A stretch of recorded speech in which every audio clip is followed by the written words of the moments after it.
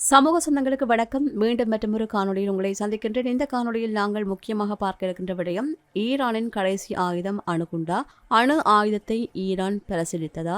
ஈரானில் அடுத்தடுத்து இடம்பெற்ற இந்த 2 நிலநடுக்கங்கள் எதை உணர்த்துகின்றன என்பது தொடர்பாக தற்போது பல பரபரப்பான செய்திகள் வெளியாகிக் கொண்டிருக்கின்றது. அவை பற்றித்தான் இந்த காணொலியில் விரிவாக பார்க்க இருக்கின்றோம். வாங்க காணொலிக்குள் போகலாம். சர்வதேச உறவுகளின் அடிப்படையில் ஒரு நாடு தன்னுடைய இறையாண்மைக்கு அச்சுறுத்தல் ஏற்படும் போது தற்பாதுகாப்புக்காக அணு ஆயுதங்களை நாடுவது வரலாற்று ரீதியாக பல முறை நிகழ்ந்துள்ளது. தற்போது மத்திய கிழக்கில் ஈரானை சுற்றியுள்ள போர் சூழல் ஈரான் தன்னுடைய அணுசக்தி கொள்கை ஆராய்ச்சி என்பதிலிருந்து தற்காப்பு என்ற நிலைக்கு மாற்ற தூண்டும் என்று பாதுகாப்பு ஆய்வாளர்கள் கருதுகின்றார்கள். போர் பற்றத்துக்கு மத்தியில் ஈரானை தாக்கிய நிலநடுக்கம், அதாவது ஒரு வாரத்தில் 2வது அதிர்வு. மத்திய கிழக்கில் போர் பதட்டம் உச்சக்கட்டத்தில் இருக்கும் சூழலில் ஈரானில் மீண்டும் நிலநடுக்கம் ஏற்பட்டுள்ளது பெரும் பரபரப்பை ஏற்படுத்தியுள்ளது. அமெரிக்க புவியியல் ஆய்வு மையத்தின் தகவல்களின்படி இன்று காலை ஈரானின் பெண்டர் அப்பாஸ் நகருக்கு மேற்கே இந்த நிலநடுக்கம் பதிவாகி இருக்கின்றது.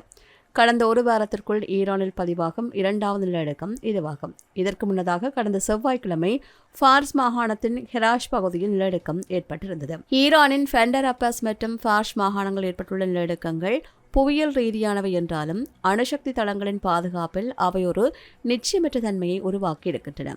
ஈரானின் முக்கியமான அணுசக்தி மையங்கள் நிலநடுக்க பாதிப்புக்கு உள்ளாகக்கூடிய பகுதிகள் உள்ளனவா என்ற கேள்வியும் எழுகின்றது. போர் பதற்றத்துக்கு மத்தியில் ஏற்படுகின்ற நிலநடுக்கங்கள் ஈரானின் அணுசக்தி உள்கட்டமைப்புகளில் ஏதேனும் கசிவு அல்லது பாதிப்பை ஏற்படுத்தினால் அது அந்த பிராந்தியத்தில் மிகப்பெரிய சுற்றுச்சூழல் மற்றும் அரசியல் நெருக்கடியை உண்டாக்கும்.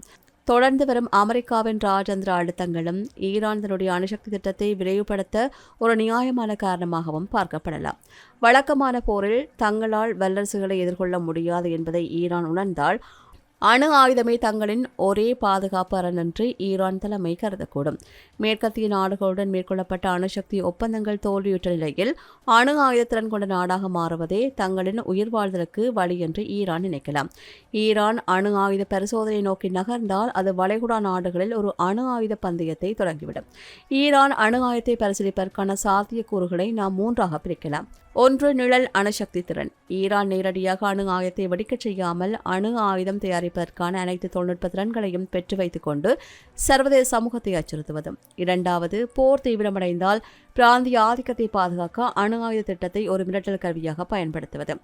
மீண்டும் ஒருமுறை சர்வதேச நாடுகளுடன் ராஜேந்திர பேச்சுவார்த்தைக்கு வருவது அல்லது அணுசக்தி ஒப்பந்தங்களிலிருந்து முழுமையாக விலகி அணு ஆயுதத்தை நோக்கி நகர்வது. ஈரான் அணு ஆயுதத்தை பரிசீலிப்பது என்பது அதன் நாட்டின் பிராந்திய பாதுகாப்புக்கு மட்டுமல்ல, உலகளாவிய அமைதிக்கும் பெரும் அச்சுறுத்தலாகும். போர் பதட்டங்கள், நிலநடுக்கங்கள் மற்றும் பொருளாதார தடைகள் என்று பல நெருக்கடிகளில் சிக்கியுள்ள ஈரான் அணு ஆயுதத்தை நோக்கி நகர்வது தற்கொலைக்கு சமனான ராஜேந்திர முடிவாகவும் அமையக்கூடும். குறிப்பாக காமேனி கொல்லப்பட்டதாக கூறப்பட்ட தகவல்கள் பரவி வந்த நாளில் அவருடைய அதிகாரப்பூர்வ எக்ஸ் தளத்தில் ஒரு பதிவு இடப்பட்டமை உலகளவில் அதிர்வலைகளை ஏற்படுத்தியுள்ளது. அந்த பதிவில் இஸ்ரேல் மிகப்பெரிய தவறு செய்துவிட்டது, அதன் விளைவுகள் அந்த நாட்டை நிலைகுலைய செய்யும் என்ற எச்சரிக்கையுடன் ஏவுகணைகள் ஏவப்படுவது போன்ற புகைப்படங்களும் பகிரப்பட்டன. இந்த பதிவு தற்போதைய போர்க்களத்தில் பல கேள்விகளையும் எழுப்பியுள்ளது. இந்த பதிவு ஈரானின் பதிலடி இன்னும் தீவிரமாக இருக்கும் என்பதையும் இஸ்ரேல் மற்றும் அமெரிக்காவின் இலக்குகளை ஈரான் தொடர்ந்தும் குறிவைக்கும் என்பதையுமே உறுதிப்படுத்துகின்றது.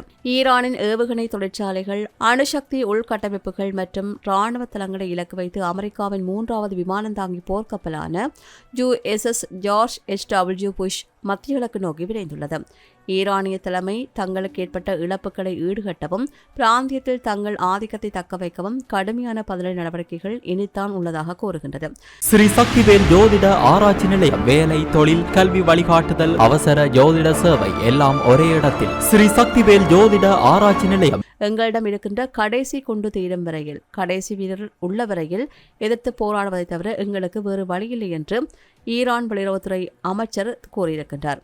தற்போது ஈரானின் முக்கிய முன்னுரிமை தாக்குதல் நடத்துகின்ற எதிரிகளுக்கு எதிராக தீவிர எதிர்ப்பையும் வெளிப்படுத்துவது. அமெரிக்காவும் இஸ்ரேலும் எங்களை தாக்கி ஆக்கிரமிப்பு நடத்தி வருகின்றன.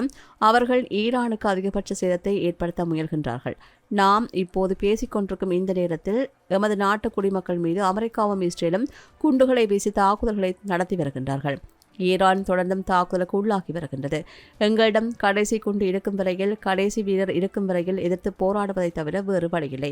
இது எங்களின் வீரம் மற்றும் தேசிய உணர்வுக்கான போராட்டமாகும். ஈரானுக்கு எதிராக நடக்கின்ற இந்த கொடூரங்களை நாம் தடுத்து நிறுத்த வேண்டும் என்று தெரிவித்தார்.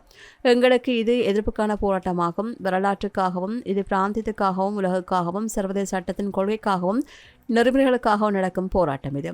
நாங்கள் தொடர்ந்தும் எதிர்த்து போராடுவோம். இது வரலாற்றில் பதிவாகும் கட்டுப்பாடற்ற பொறுப்பற்ற செயல்கள் ஈரானுக்கு எதிராக நடைபெறுவதால் ஈரான் மக்கள் தியாகம் செய்ய வேண்டிய நிலை ஏற்பட்டுள்ளது. தாக்குதல் நிறுத்தப்படும் தருணத்தில் இந்த பிராந்தியத்தில் புதிய மாற்றம் உருவாகும் என்று நான் நம்புகின்றேன் என்று தெரிவித்தார். அமெரிக்கா ஈரான் என்ற நாட்டின் இருப்பை முடிவுக்கு கொண்டுவர முடிவு செய்துள்ளது. அகண்ட இஸ்ரேலை உருவாக்குவோம் என்று இஸ்ரேலியர்களுக்கு வாக்குறுதி அளித்து வருகின்றார்கள். எனவே பாரசீக வளைகுடா பகுதியில் அமெரிக்காவின் இருப்பை முடிவுக்கு கொண்டு வருவதை தவிர எங்களுக்கு வேறு வழியில்லை என்று ஈரான் தெரிவித்துள்ளது. இருப்பினும் பாதுகாப்பற்ற சூழல் நிலவுகின்ற போது எந்த ஒரு நாடும் தன்னுடைய இறுதி ஆயுதத்தை பற்றி யோசிப்பது இயல்பானது. எனவே சர்வதேச சமூகம் ஈரானை மீண்டும் பேச்சுவார்த்தை மேசையை கொண்டு வருவது மட்டுமே அணு ஆயுத பரவலை தடுக்கும் ஒரே வழி என்றும் தற்போது நிபுணர்கள் கூறுகின்றார்கள். இது போன்ற பல செய்திகளை தெரிந்து கொள்ள நம்முடைய சமூக மீடியா யூடியூப் சேனலை சப்ஸ்கிரைப் செய்து அருகில் உள்ள பெல் பட்டனை கிளிக் செய்யுங்கள். மேலும் செய்திகளை உடனுக்குடன் தெரிந்து கொள்ள சமூகமீடியா.com என்ற இணையதளத்தின் வாயிலாக எங்களுடன் இணைந்திருங்கள்.